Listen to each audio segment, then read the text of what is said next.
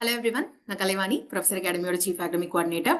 So நம்ம professor அகாடமிலேருந்து UGC NET எக்ஸாமுக்கு படிச்சுட்டு இருக்க பசங்களுக்காக ஒரு 30 டே எக்ஸாம் பேட்டில் வந்து லான்ச் பண்ணியிருந்தோம்.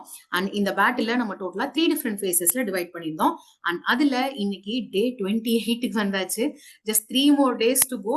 முடிஞ்சிரும் 30 டேஸ். நம்மளுக்கு நல்லா ப்ரிப்பேர் பண்ணியிருப்பீங்க அப்படின்னு நம்புறேன். So coming to my progress, same thing தான்.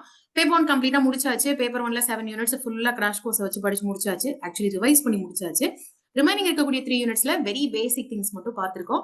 இதுவே நம்மளுக்கு வந்து தாராளமா போதும். Since net exam is eligibility exam, நம்ம எல்லாம் படிக்கணும்னு இல்ல, பட் எவ்ரிதிங் எல்லா யூனிட்ல இருக்கிற இம்பார்ட்டன்ட் எவ்ரிதிங் நம்ம வந்து தெரிஞ்சிருக்கணும்.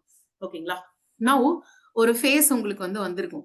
இந்த ஃபேஸ்ல உங்களுக்கு நம்ம நிறைய படிச்சிருக்கோம், பட் ஆனா எதுவுமே நினைவுல இல்லையே, பயமா இருக்கே அப்படின்ற அந்த ஒரு பீதி இருந்துட்டே இருக்கும்.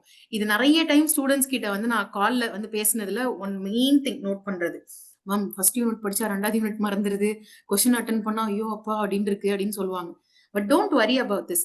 ஜென்ரலாவே நம்ம நிறைய கண்டென்ட் ஒரே நேரத்துல படிக்கும் பொழுது நம்மளுக்கு இந்த மாதிரி மறந்து மறந்து போற மாதிரி ஃபீலிங் இருக்கிறது அதெல்லாம் நடக்கதான் செய்யும். இது ரொம்ப நார்மல், எல்லாருக்குமே இருக்கக்கூடியதுதான். ஸோ இதை வந்து நீங்க வந்து காம்பேக்ட் பண்ணோம், என்ன பண்ணோம் அப்படின்னா ரிவிஷன் தான் பண்ணும். நீங்க இது வரைக்கும் படிச்ச கண்டென்ட்டை ஒரு தடவை லைட்டா திருப்பி பாருங்க, ஒரு ரீகால் வந்து பண்ணி பாருங்க. அண்ட் இன் கேஸ் நீங்க உங்க கைப்பட நோட்ஸ் எழுதிருந்தீங்க அப்படின்னா அந்த நோட்ஸை திருப்பி பாருங்க. நீங்க புதுசு டெக்ஸ்ட் புக்ஸ் எடுக்கணும், புதுசு புதுசா படிக்கணும் அப்படின்லாம் எந்த அவசியமே கிடையாது.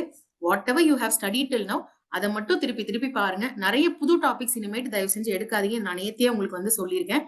அண்ட் ஜஸ்ட் பிரீத், நார்மலா பிரீத் பண்ணுங்க. ரொம்ப பதறாதீங்க. நீங்க பதறினீங்கன்னா ஆல்ரெடி படிச்ச விஷயங்களும் மறந்துரும்.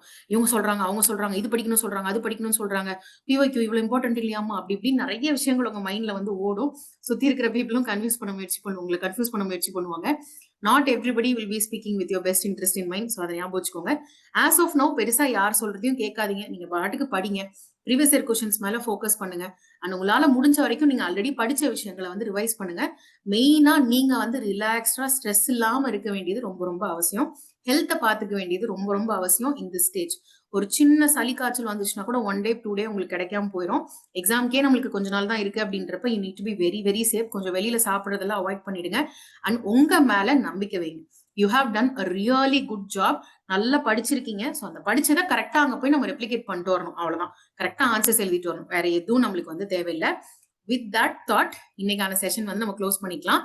நல்லா ப்ரிப்பேர் பண்ணுங்க. பெருசா இதை பத்தி யோசிக்காதீங்க. எக்ஸாம் வந்து ரொம்ப சிம்பிளான ஒரு exam, just an eligibility exam. So just keep that in mind. ரிலாக்ஸா போய் எழுதிட்டு வாங்க. Everything will be very good. All the best.